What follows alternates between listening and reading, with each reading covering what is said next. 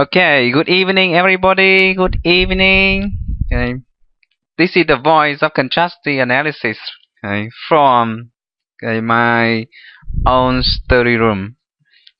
All right, okay, it's a great pleasure to have our meeting, first meeting ever, okay, at night. Um, we keep our finger crossed that internet connection will be good enough, okay, for the meeting to go through. Now, just a quick check. Does everybody hear me well? If you can hear me well, please type yes into the chat window. Okay, just a routine check.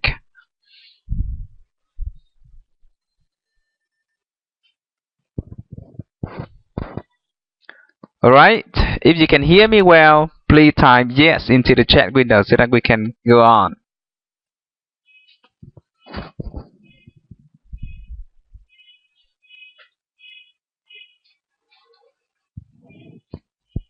Good, good, that's very good, thank you.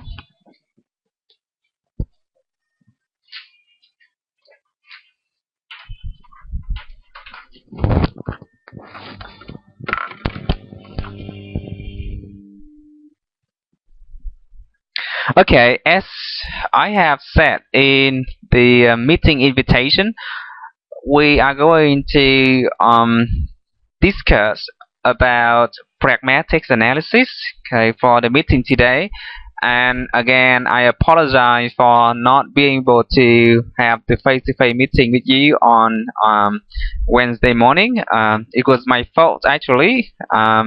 I should have told you earlier that I came back home on Tuesday night.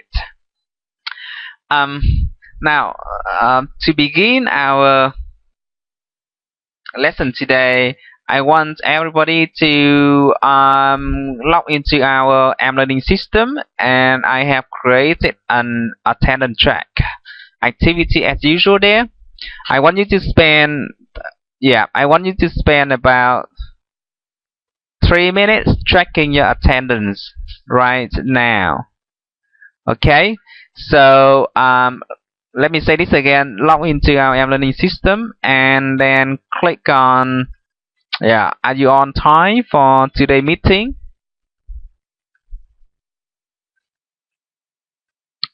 You have 3 minutes to take attendance track. I have now seen 22 responses. That's good. And from any meeting, there are now 45 people online. So we're still waiting for the other half. Great. 26 people already. Okay, very nice.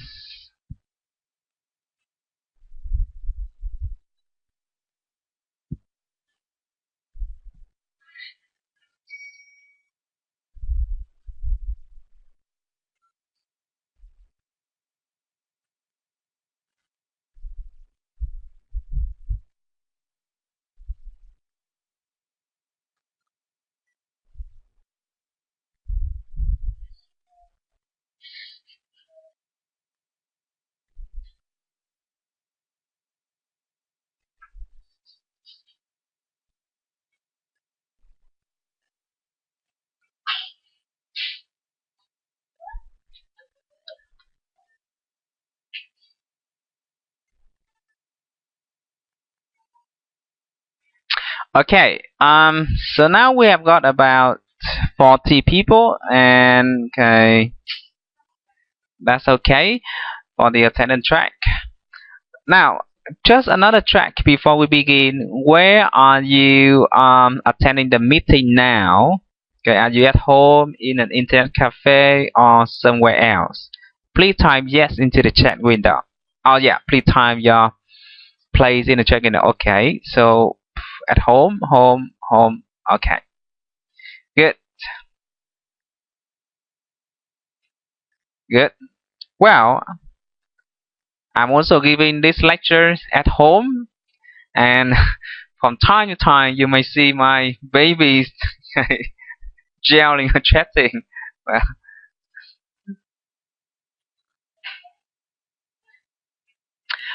Yes, I am now already back home. And sorry I couldn't set up meeting while I was in Australia because the itinerary for the trip was so tight. Actually, uh, we did not have any free time, so that I can set up a meeting. I was back home um Tuesday night, so several days already. Good. So everybody is now okay at home attending this meeting. Very nice. Now, the first activities I would like you to do is to go to our key concepts. So go to topic 9, pragmatic contrasting analysis. Okay. Now, right at the top of our right at the top of our topic, you see an image of a building. Does anybody know what it is about? Okay. Now, does anybody have any idea what this building is about? Yeah, the image at the top of our topic.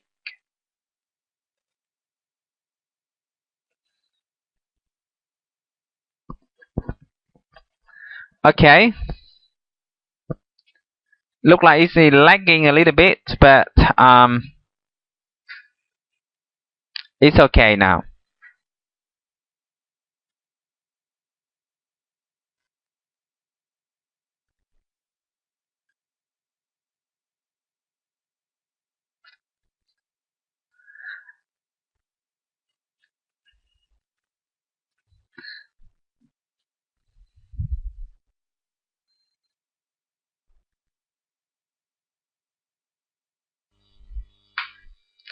Now let me say this again. What is the image at the top of topic 9 about? Well, there is a good story about it, and I want everybody to know.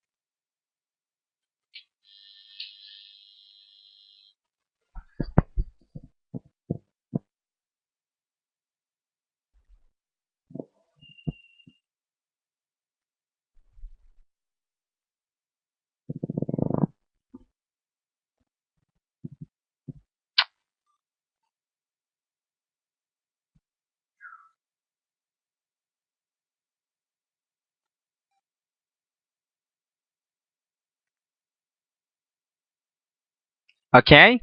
So I have just posted my question there. What is described in the picture? I see a really big building made from small houses. Yes, that is a very good answer. But this is a very famous building, and it is taken from the Bible. So what is the name of that building? Can somebody tell me the name of the building described in the picture?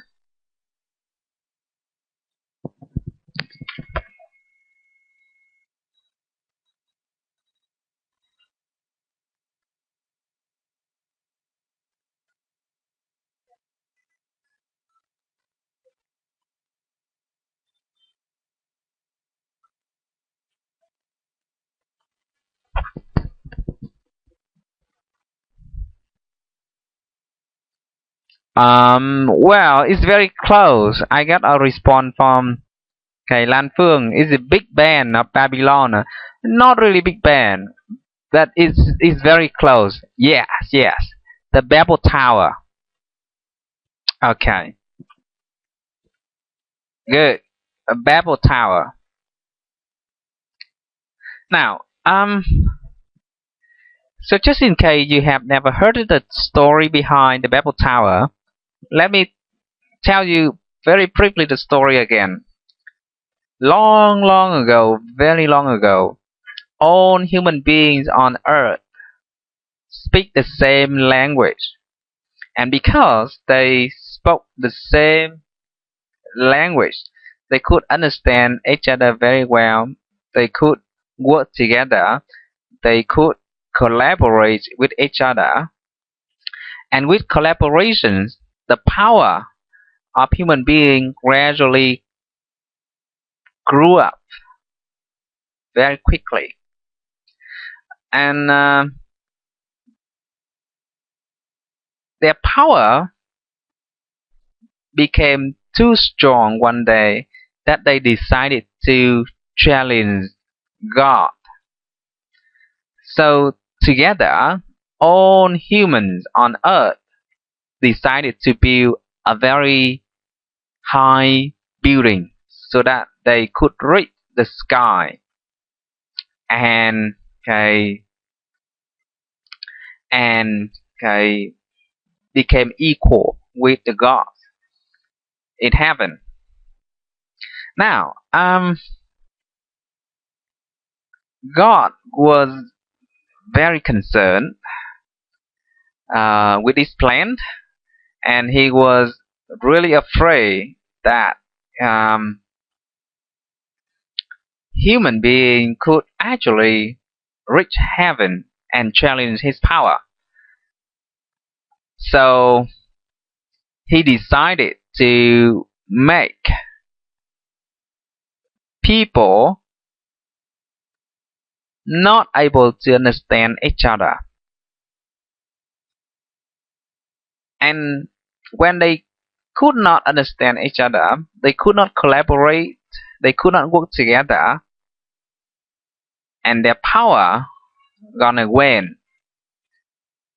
Okay, so God made different groups of people speak different languages, and when they speak different languages, they are no longer able to collaborate with each other to work on the building. And true to God's plan, okay, when human beings could not talk with each other anymore, the building collapsed. And okay, the plan to challenge the power of God was gone too.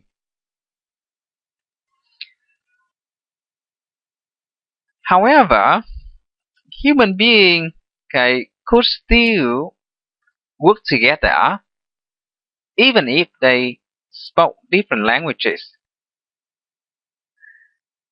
by understanding each other's cultures um, and okay,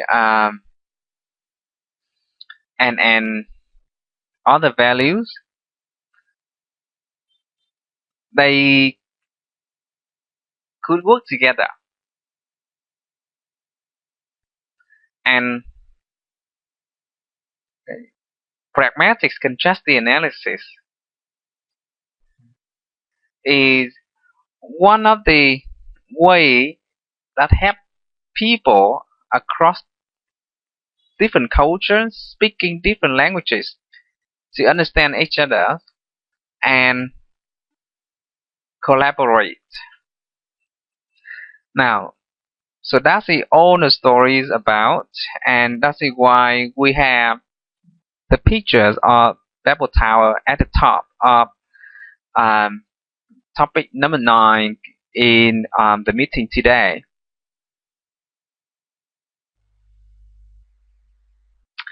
Now, we are going to go through some of the possible topics that you can write about in your final essay for pragmatic conjunctive analysis. And I want everybody now to spend about 5 minutes looking at the key concepts first. Um, so now please go to your mLearning website, click on topic key concepts, and okay, start exploring some of the concepts there, like cultural linguistics, cognitive linguistics, conjunctive discourse analysis, social pragmatics, um, elocutionary acts, okay, speech acts. Right. Make sure that you're familiar with some of those concepts before we begin. Some of your classmates have already posted explanations or entries there.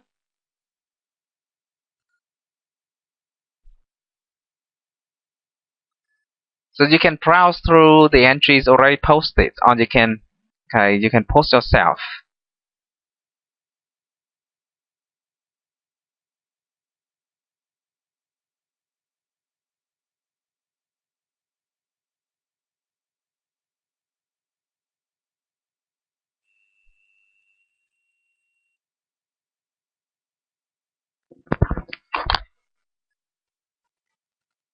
Okay. I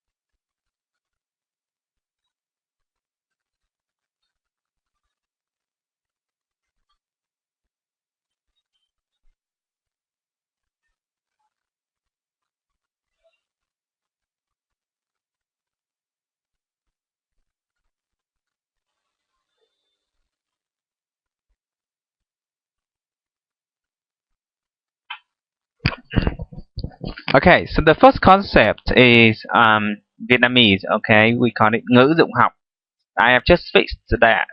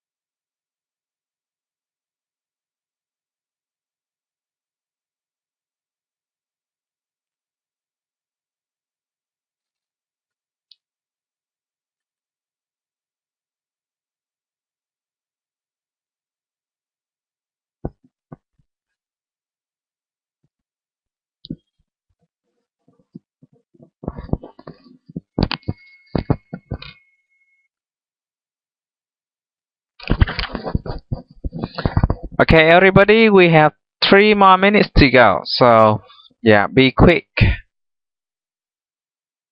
I want to see some more entries added to our key concepts. And then we start with our PowerPoint lecture on the any meeting system. Okay, so by now we have 4 pages of glossaries.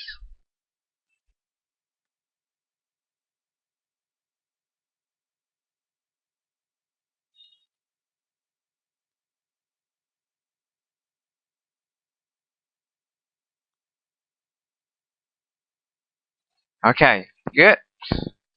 There are 2 new entries about ngữ dụng học. Actually, ngữ dụng học is the Vietnamese equivalent of pragmatics. Um, so if you need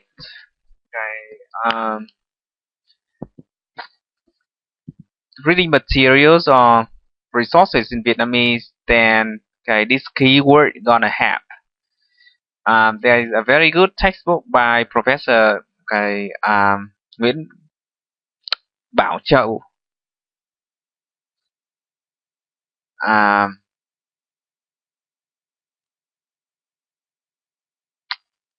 The name of the book is ngữ dụng học, and it's quite interesting to read.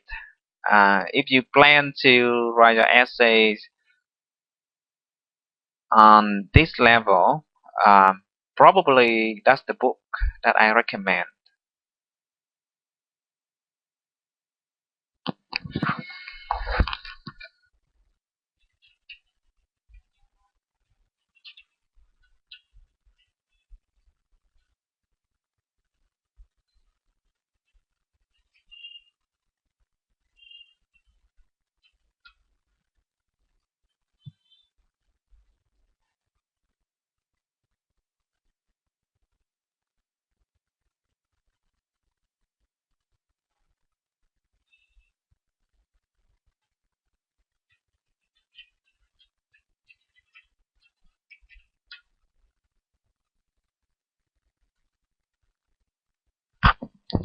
Well, sometimes you do not hear any sound because actually I do not speak.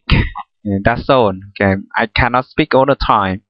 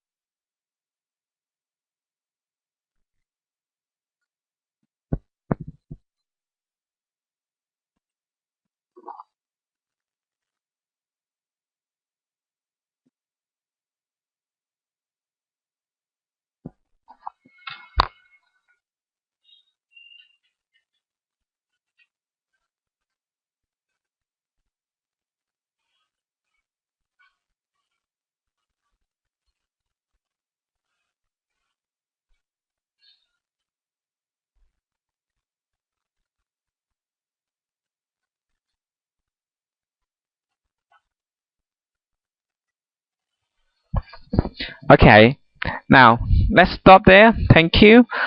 Now, apart from the reading materials in English relating to pragmatics, um, there are also a lot of resources in Vietnamese. So I want everybody to Google ngữ dụng học and see what comes up. Okay. So let me say this again.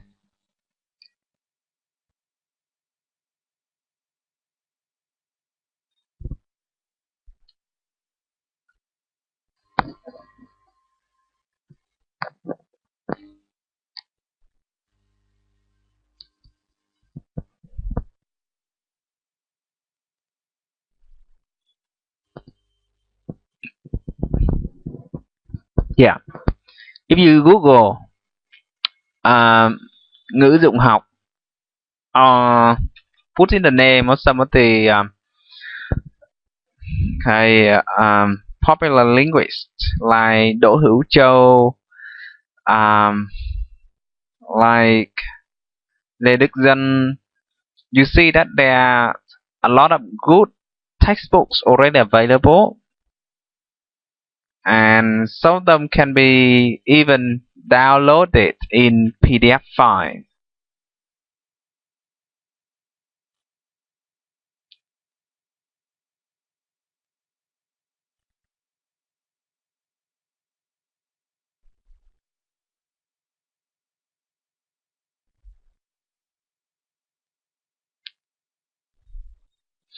Okay, now I just want you to do these Google activities to make you aware of the resources available on the internet. So if you are interested in doing your essay on pragmatics, don't forget to look at these materials. Now, everybody, I want you to come back to our web meeting and start our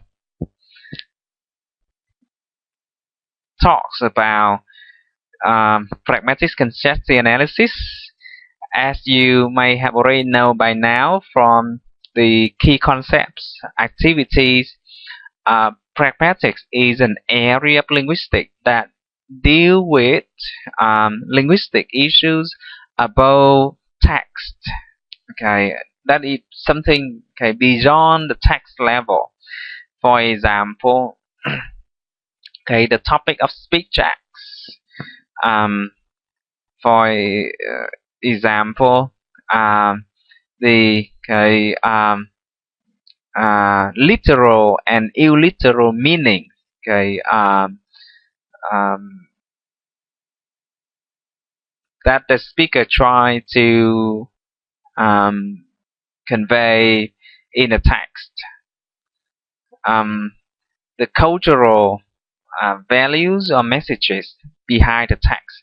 All of those have to do with pragmatics.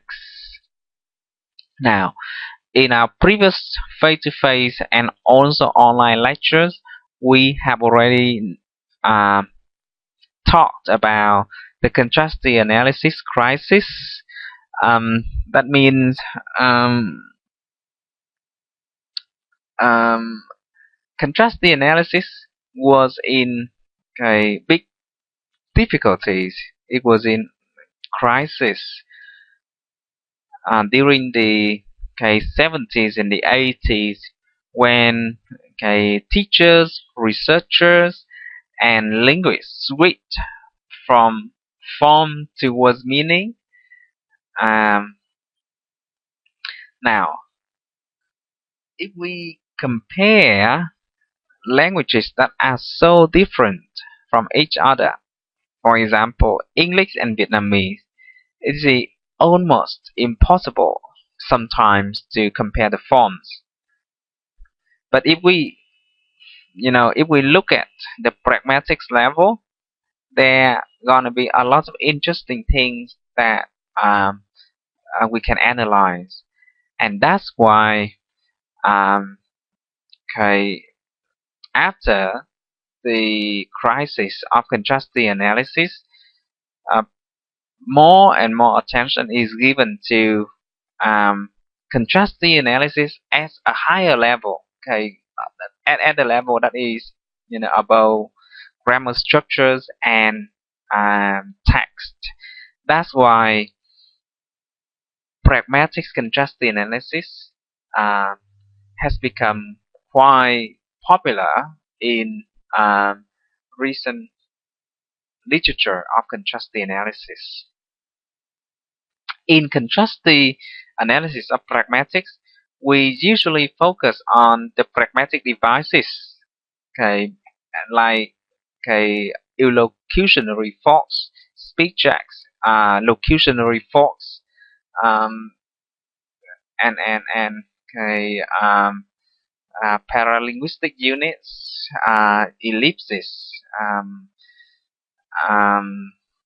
the okay, lexical devices.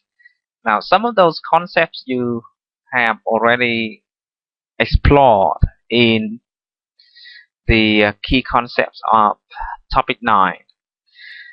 Um, Now, pragmatic contrasting analysis is especially useful when comparing different languages uh, in forms, in typology. For example, English versus Vietnamese, Russian versus Chinese. You see, these language pairs are very different in typology, and um, comparing forms of these languages is just like banana and typewriter that we talked about last time.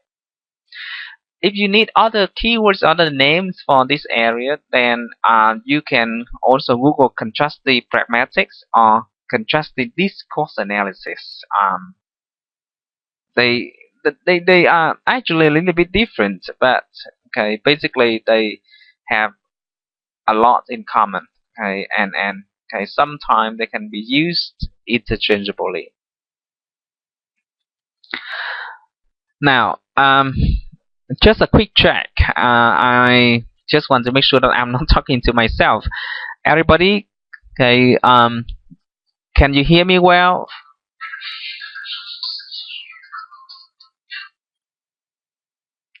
Good, good. Thank you for your response. So everybody is still following me. Okay, great. Thank you. All right. Um, Now, okay, the TC.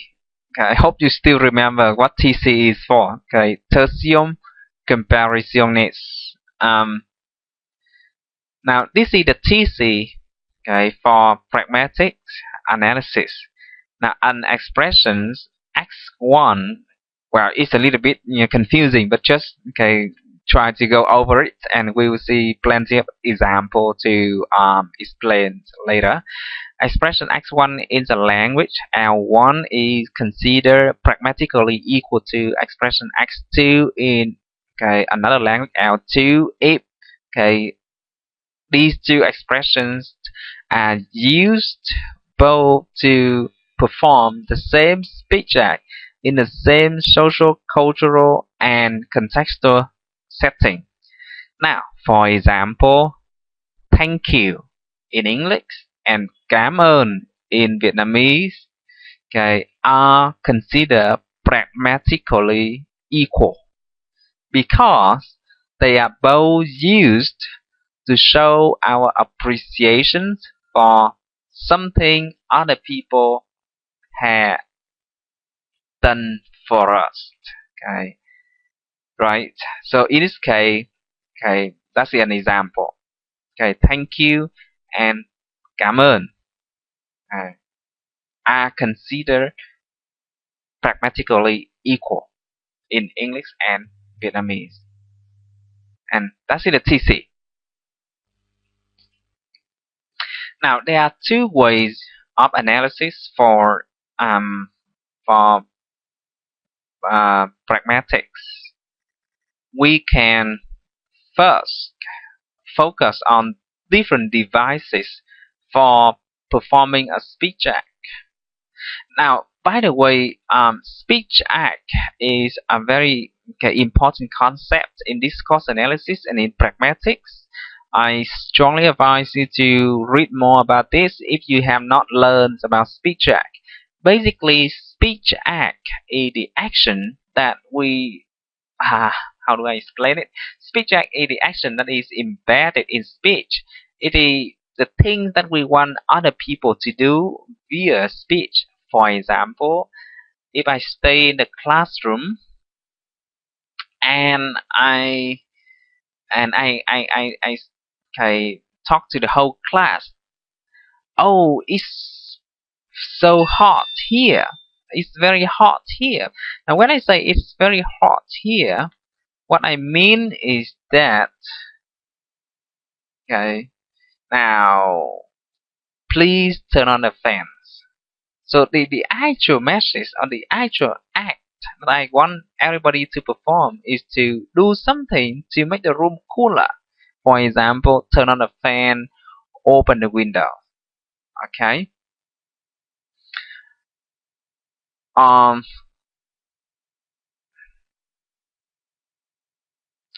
when I come into okay my meeting room and I say I'm so thirsty, what I actually mean is that could you get me some water? Okay, that is the speech act. So we can compare different devices for performing speech act like thanking, congratulating, inviting, praising, inquiring, apologizing, suggesting. For example, thanking in English and in Vietnamese. When do people thank each other? Are there any differences in the way English people and Vietnamese people um, say thank you, for example? Right. Now, if we think about one example that you can see on the screen, greeting in English and greetings in Vietnamese are different. For example, in English we say good evening, say hello, say good morning, etc. When we see our friends, when we see people that we recognize. But in Vietnamese, when you see somebody that you know and you want to recognize, you want to show that person that, well, I see you and I try to interact with you instead of saying chào buổi sáng, chào buổi chiều. Well, we do not say that to our friend, right? What do we say? We say đang đi học hả? Hay là đang đi đâu đấy? Đang lên lớp hả? Even though we know very well that that person is going to a class, right? For example, if you see me working in a campus, you may try to get my attention. You want to show that you care for what I'm doing. So you say thầy đang lên lớp hả? Or thầy đang đi dạy hả? Now this may be very strange to Westerners because obviously you know that the person is going to do that, and you still ask the questions. Now, so this is an interesting point for analysis. For example, why do people in Vietnam and also in other Oriental cultures like in China and in other countries often ask those questions to show their care to other people. Okay, so that's the first direction for analysis. Devices for performing a speech act.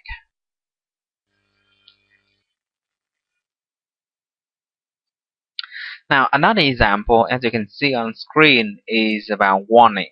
Um, in giving a warning, English and Vietnamese people normally use affirmative forms, as you can see in the example. Uh, but some other cultures, like Russian, Bulgarian cultures, use negative forms for giving warning. Um,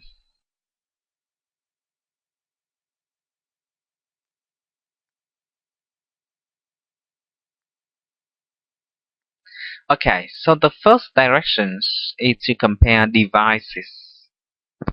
The second direction is to compare the functions of a structure in one language with the functions of a similar structure in another language. For example, um, in English, we have, a structure for making suggestions, inviting, like, why don't we do something, right? Uh, now, according to Charles Fillmore, in a lot of languages, negative structures are never used to make a suggestion. So,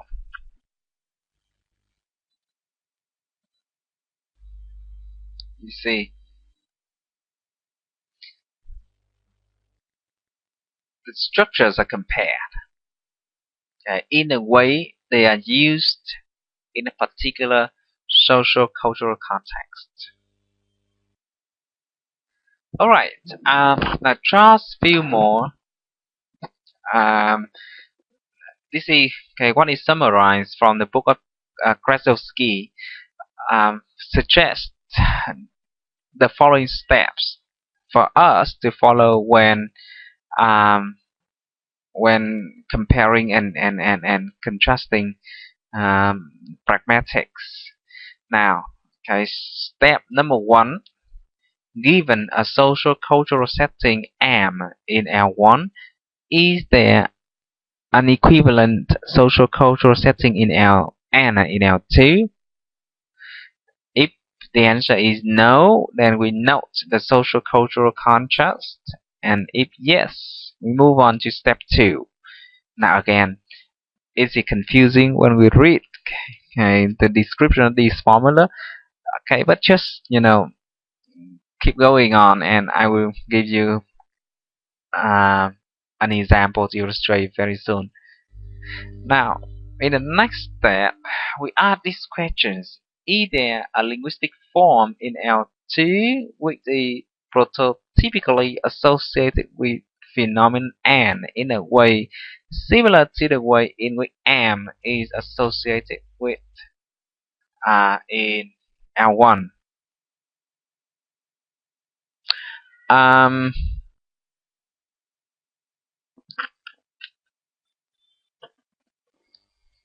if the answer is no, then we note the pragmatic contrast, and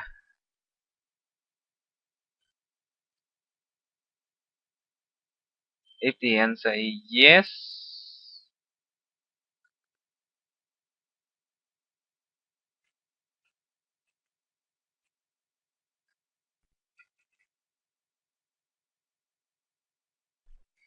then we move on to the next step. Now, in the last step, step number 3, we say is N in L2 and M in L1 semantosyntactically equivalent? And if the answer is no, then we stop our analysis here. If the answer is yes, we go on analyzing the segmental syntactic contrastive features until you find some differences. Now, let's take an example to illustrate the 3 steps of analysis. Let's say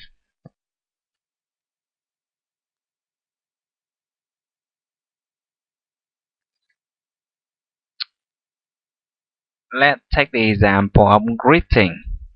When 2 friends meet each other, that's a social cultural setting in Vietnam and in England. Okay, so let's say, do they meet each other? We say, do we? Yeah, in that social cultural setting, do they say something to recognize each other, to show care to each other? Now, in this case, the answer is yes. So we move on to step 2. But in other cases, the answer may be no. For example, when a man and a woman meet with each other in a meeting, in a conference in England, they will shake hands. Is that setting the same in Vietnam? You're gonna see that, well, it's not the same. Usually, men and women that do not know each other, or even they know each other, do not shake hands. So the answer is no at this step, and we can start discussing about the differences in the social cultural setting. Now, so let's go back to our examples of greeting. Well, in both culture, people greet each other. People say something to each other. Now, in step number 2, we look at the linguistic form. Okay, so the setting exists in both culture, in both languages. Now we look at the language form.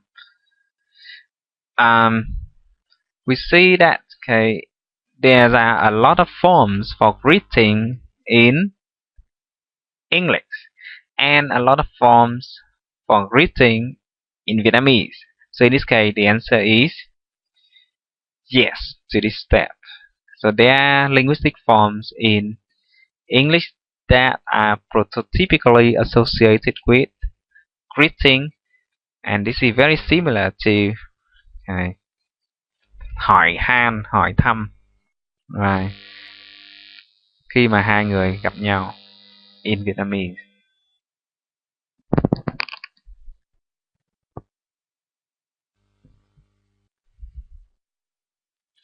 Now next, we look at the function of the form.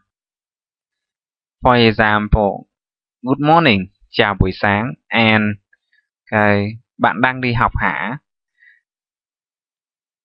To see if they are the same in the meaning and in the structure. Now, you see any step?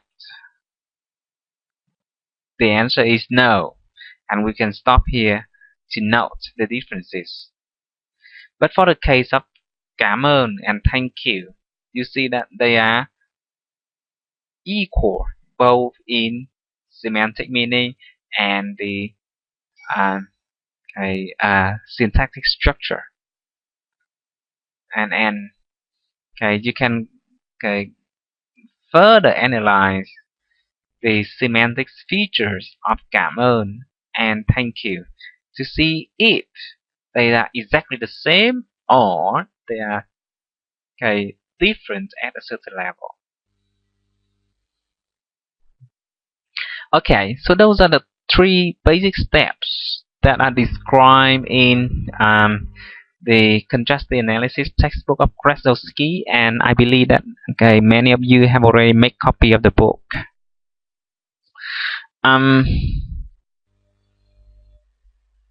Now, these are the other possible topics that you can write about in your essays. You can write about politeness. For example, the etiquette for politeness in Chinese culture, and it's the same in Vietnamese culture too, and Western cultures are very different. In Vietnamese and in other Eastern culture, people tend to show their humbleness by saying things like, my knowledge is limited and I do not have a lot of time to prepare my speech, so if I make mistakes, please pardon me, or things like those.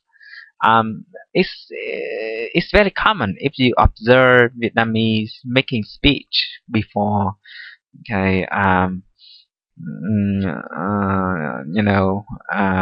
before starting the speech at a meeting.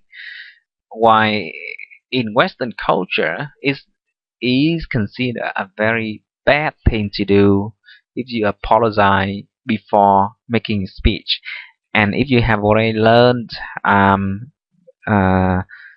public speaking or classroom communication skills, I'm pretty sure that you have already been taught about this.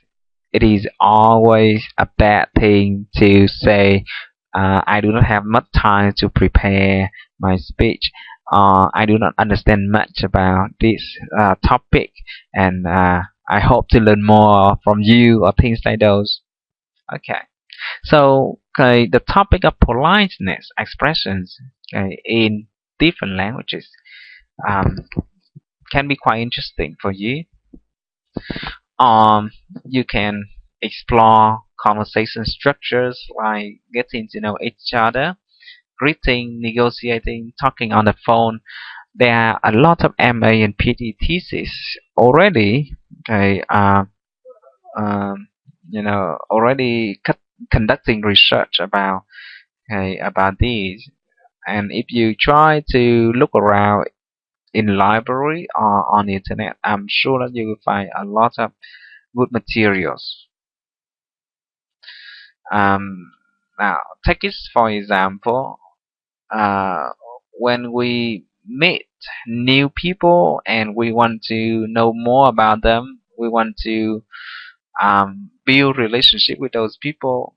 Okay, we tend to ask questions about age, about their hometowns, origin, about their social status, about their family. Okay, and okay, these are the kinds of topic, okay, that are, okay, not generally mentioned in, okay, first meetings with new people in Western culture. So you see, if you go, okay, deep into this topic for analysis, there will be a lot of things that you can discuss.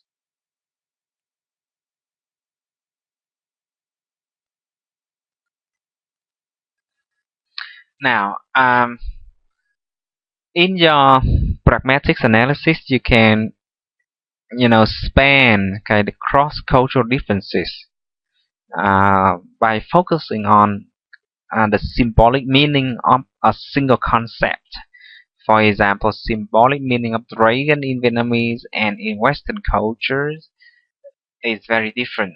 Um, Dragon in Vietnamese symbolize something noble, something of great values, uh, and okay, something associated with the royal family.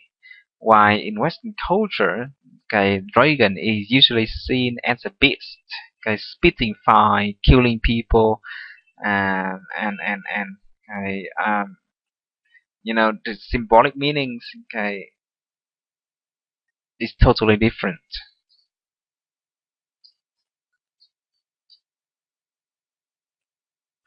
Well, everybody, so the lecture today is quite short. I have gone through, okay, two directions for analysis with pragmatics analysis, the three steps that you should, okay, look at um, when conducting an analysis at pragmatics level. And okay, in the last part, I suggest some of the topics that you can work on for your essay. Now, for now, I want everybody to go back to our M learning system.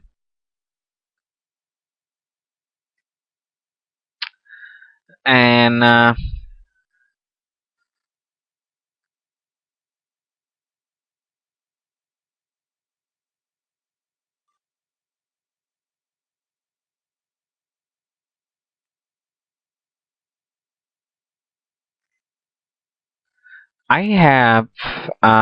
I have enabled, okay, the lecture notes, okay, our, okay, PowerPoint files for you to look at. Um, in this topic, you can see a lot of good simple analysis posted in the resources page. So please go to the resources page and look at um, the simple essays there. As you see, if we work on an analysis at pragmatics level, there will be a lot and a lot of topics we can write about. So in the resources areas of topic 9, you can see an articles about the food metaphor in different cultures.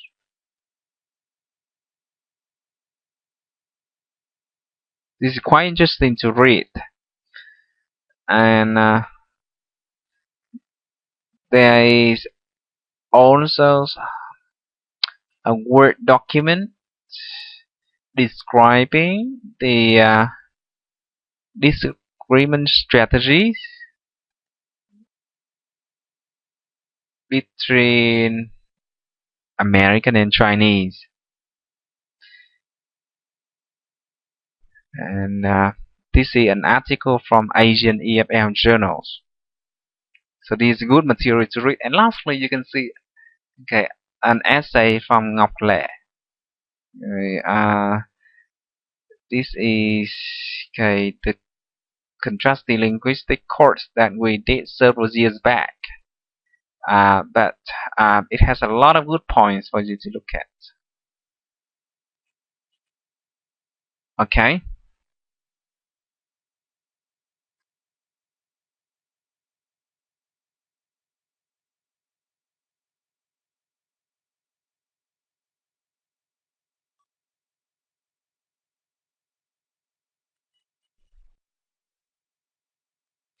Now, in the last activity before we stop our meeting today, I want everybody to go back to our workshop and look at the topics that we are going to write our essay about again. There are a few general comments that I want everybody to pay attention to.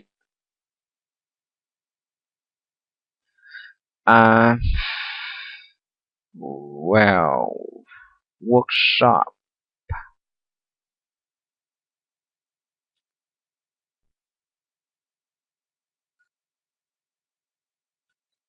Mm,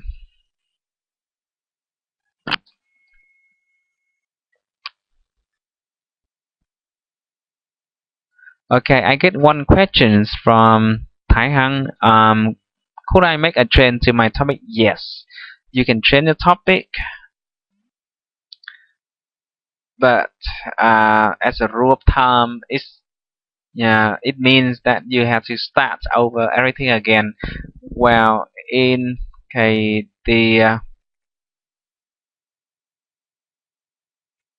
a workshop activity, I just want everybody to start thinking about what you are going to write for your final essays. So the topics are not fixed yet, but you should, you know, have a topic that is feasible and not too broad. Now, so now I have already opened the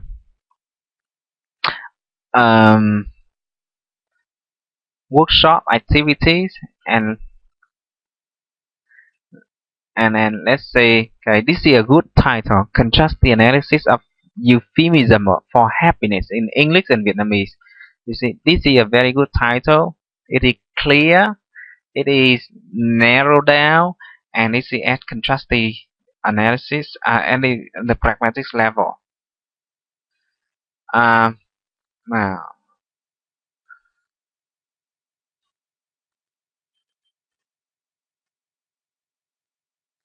I got suggestions from Wang Dương. If you look at his proposal, comparison of verb phrase in English and Vietnamese.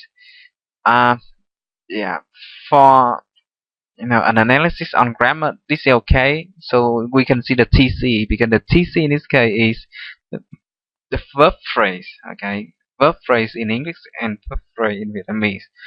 But it can be quite a broad topic. So you may think about further narrowing down the kind of verb phrase that you want to work on, or the aspect of verb phrase like the structure of verb phrase. Okay. Then it will be easier for you to cover within 2 or 3,000 words of the limit of your essay. By the way, the minimum requirement is 1,500 words, but uh, there is no limit to how much you can write.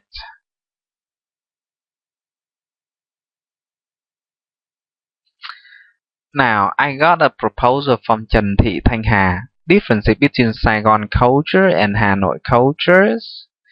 I'm sorry, this is not acceptable. You cannot write an essay about this because we are doing contrasting analysis in linguistics, and I do not ask you to write an essay about culture. So, Thanh Hà, if you are now attending the meeting, you must train to something that is related to linguistics. Linguistics, okay. Now, I got a proposal from Đỗ Hoàng Hải. If you look at his proposal, contrasting phonetics and phonology between English and Vietnamese, we have a TC here, phonetics and phonology, but what is the problem? The topic here is too broad. Phonetics and phonology include sounds, includes phonemes, include consonants, include vowels, include diphthongs, include stress, intonation, and I don't think that it is possible for you to cover all of those areas, all of those aspects in a single essay. If you are doing an MA or a PhD thesis, then it's okay, but not for the final essays of this course. So I strongly recommend you to narrow down the topic. For example,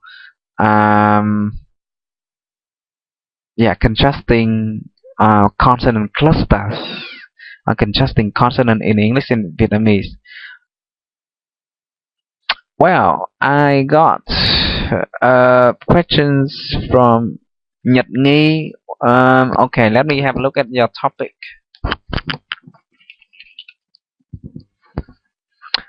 Lê Vương Nhật Nghi, right? Sorry, Nhi. I see no submission file for this user. I do not see your submission. So, I cannot give you any feedback. Well, kindly make a question. Yep, you can train the topic, but don't train it too often. If you want to train the topic now, then try to do it soon. Well, you do not need to submit the topic again in the web page. I just want you to start thinking about it. Obviously, having a well-defined, narrowed down, and good topic is a very good start.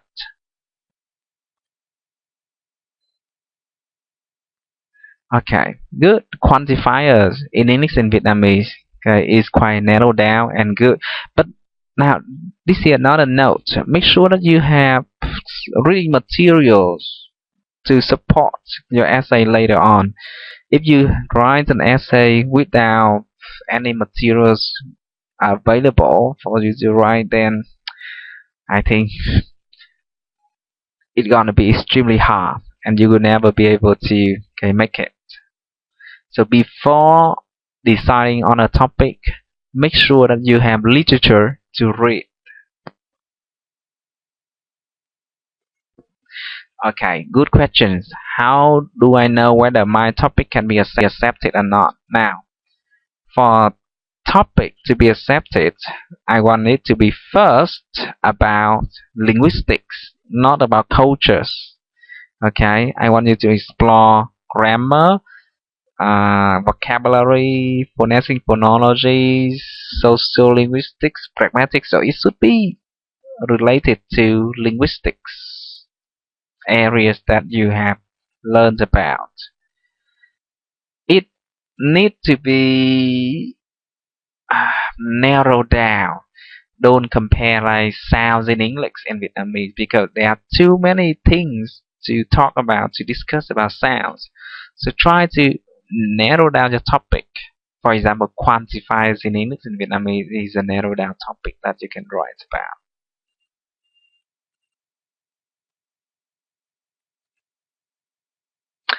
Alright, if you are still not quite sure about okay, your topic, then we can talk about that a little bit more in our face-to-face meeting. But let me say this again. First, it needs to be about linguistics. Second, it needs to be narrowed down. Third, there needs to be a TC, like contrast the analysis of something in English and in Vietnamese. Okay, so make sure that the TC is clear, narrowed down. That's what I need. For example, the structure of noun phrase in English and Vietnamese, that's very clear. Okay, the structure of noun phrase in English and Vietnamese by cái Phùng Thị Phương Nhã.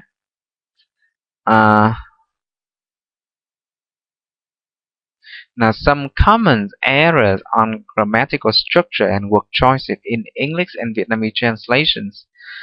This is a very interesting topic. Okay, uh, even though it not quite directly related to the linguistic topics, but okay, I would love you to do these essays because it is practical for use at measures in translation. Comparison between Vietnamese and English vowel system. Okay, this is a good title because I can see clear TC and okay, it is a physio topic. Or politeness strategy in English and Vietnamese is also a good topic.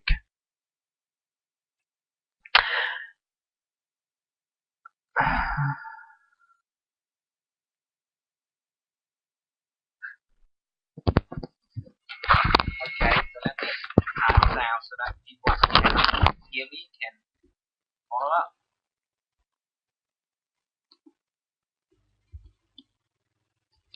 Okay, so your topic should be the one about linguistics. Number 2,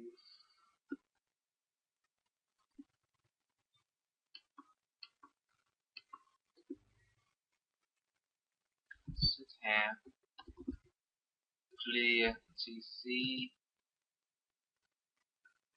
and number 3,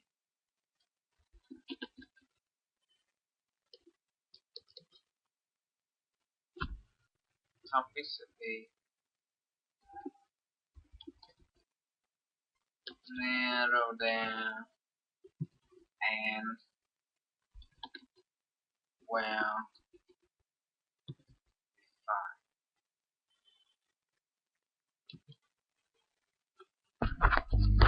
Okay, so I have posted to the chat window. Look like our internet connection is slowing down quite a lot now.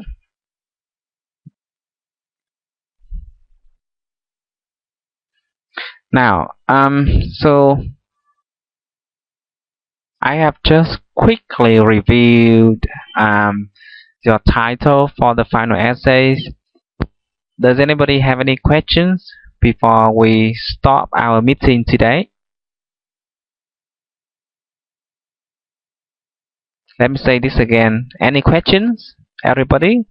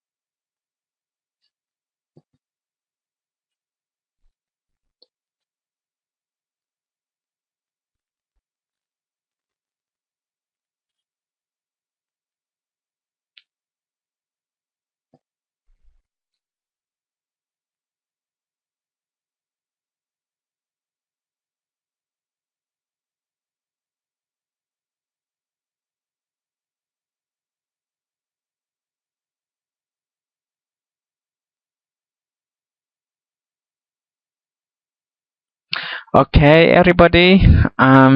So if you do not have any other questions, then this is the end of our online meeting. And I,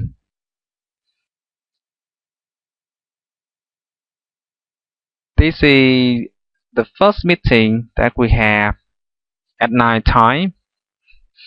Internet connections is not very good at the other daytime meetings, but we managed to make this way through. I will try to upload the video recording of this meeting very soon. So we say goodbye here, and I wish you all good night. So bye bye everybody.